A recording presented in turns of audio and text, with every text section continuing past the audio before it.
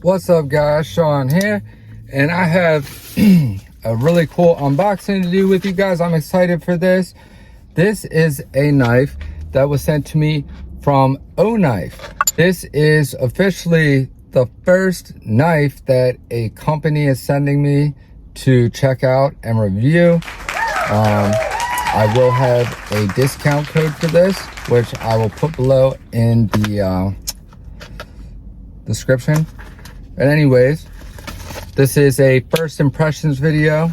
I will be doing a review on this also, but let's crack into this and see how it is, see what I think.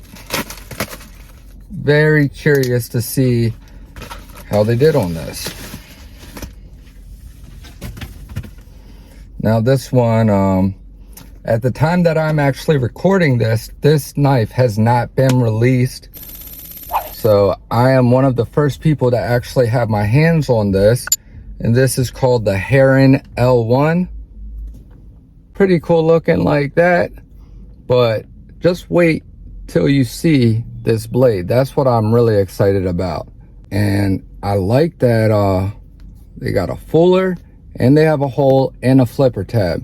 So you have already multiple methods of deployment right there. The handle is going to be G10. The blade is D2.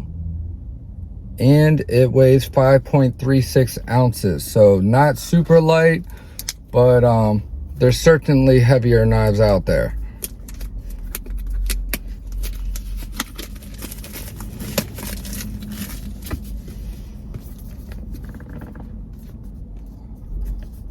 Let's see.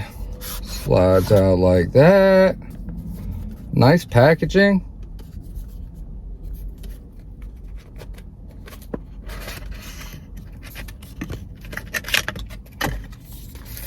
All right, now that's freaking cool. Already good impressions from the start. Dang, that's awesome. Really appreciate that. It's actually Lynn from Olight is the one that contacted me. So shout out to Lynn, big thank you. This is really cool. And we have a nice pouch.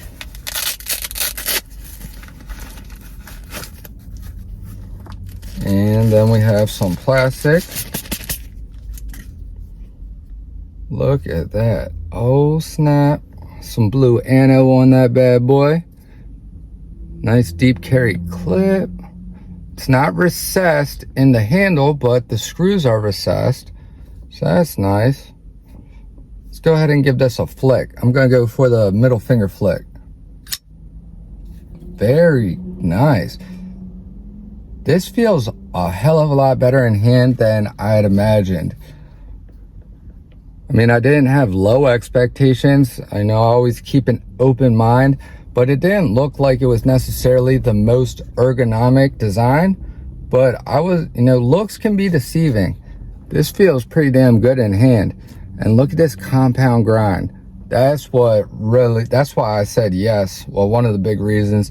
I saw that sexy Wharncliffe blade with a fuller, hole for deployment, some nice well spaced out, not too aggressive jimping, and the compound grind. That really, and I love some grippy G10. So let's see, lock bar. Oh, lock bar access is great. This thing drops shut. See the flipper. Very nice. All right, so the fuller, can't really get a good flick on the fuller itself, but with this hole, you can get it very easily.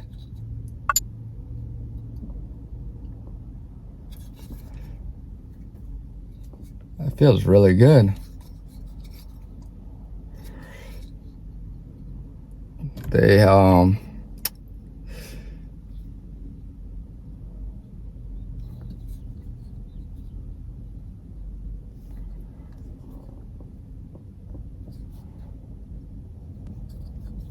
looks like they terminated the edge before the plunge grind.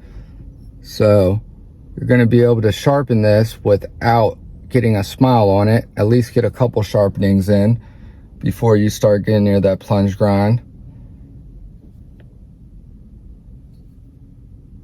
Edge bevels are symmetrical. Not very sharp, but I can easily fix that. I'd rather have a knife that's not super sharp, that has nice, you know, symmetrical edge bevels and a even blade grind and everything that I can sharpen up myself, than a knife that was sharp, that was poorly sharpened from the factory, that's, you know, all out of whack. That's going to cause me to have to do a lot more work to fix that edge up. So this one should be very easy to sharpen it up that extra little bit to get it to my liking. Let's see if I have anything I can cut.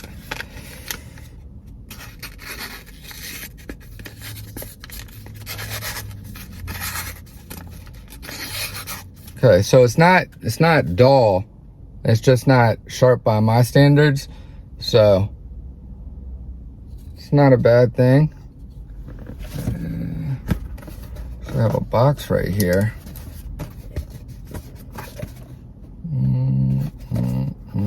Dang, has information on both sides.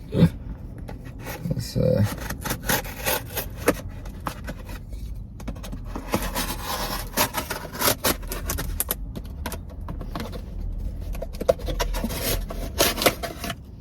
cuts really well. Looks like it gets nice and thin behind the edge through this portion. Not sure if that is a flat grind in here or a hollow grind. That may be a hollow grind in this portion. And you can see the edge bevel gets thinner in this section. That means that it's thinner behind the edge in here. And that is going to give you some really good cutting performance, even if it doesn't have the sharpest edge, because of the blade geometry. So that is, I really like to see that. So this is just my first impressions. I'm not going to go into too much on it. I want to save some juicy details for the review after I get some pocket time with this bad boy. But guys, I'm thoroughly impressed. You know, I'm not huge into the budget knives and stuff. I have handled a lot of Civivis. I've handled Send Cuts, Petrified Fish. A handful of other ones, and I've been impressed with them. You know, I know I will never tell you that you can't get a decent knife at an affordable price, because there's a lot of good budget knife options out there, but typically it's just not stuff that really interests me, because I am a fan of the, you know, the high carbide super steels, and, you know, just the top level cutting performance and the top levels of, you know, blade steels and heat treatments and all that stuff. And I like knives that have a lot of aftermarket support, because I like to customize my knives.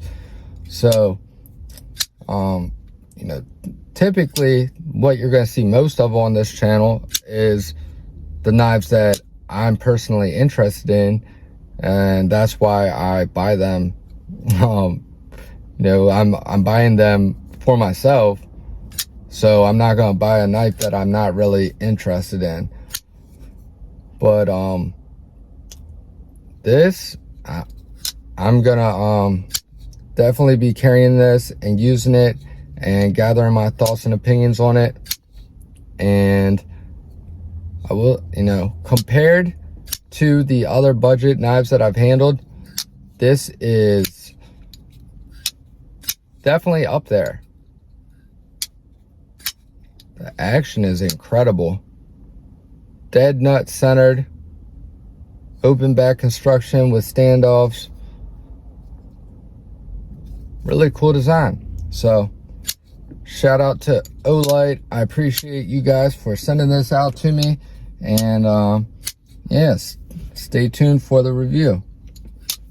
Thank you all for watching. I love you guys. Jesus loves you.